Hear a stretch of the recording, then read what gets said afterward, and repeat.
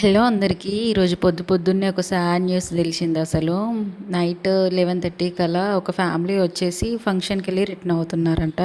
So, వాళ్ళ husband drink చేసినట్టున్నారు. So, కార్‌లోనే వెళ్తున్నారాళ్ళు. So, డ్రింకింగ్‌లో ఏం తెలియలేదనుకుంటా నాకు తెలిసి. డైరెక్ట్ రోడ్డు పక్కనున్న బావిలోకి డైరెక్ట్‌గా కార్‌నైతే పడేశాడు. మొత్తం టోటల్ ఫ్యామిలీ మొత్తం క్లోజ్ అసలు. ఇద్దరు పిల్లలు, వైఫ్, తను. సో, నాకొకటి అర్థం కాదు ఏంటంటే ఫ్యామిలీ ఉన్నప్పుడు అసలు డ్రింక్ ఎందుకు చేస్తారో అర్థం కాదు. డ్రింక్ చేసినా కూడా ఒక లిమిట్‌లో ఉండాలి డ్రైవింగ్‌లో ఉన్నప్పుడు. సో, ఇది మా విలేజ్‌లోనే జరిగింది. సో, రోడ్డు పక్కన చాలా దూరంలోనే ఉంది బావి కూడా, దగ్గరలో కూడా లేదు.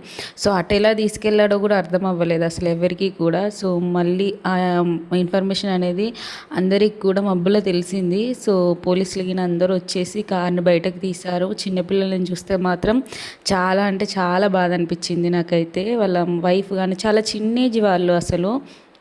మొత్తం ఫ్యామిలీ కొలాప్స్ అయిపోయింది అసలు ఒక్కరి వల్ల.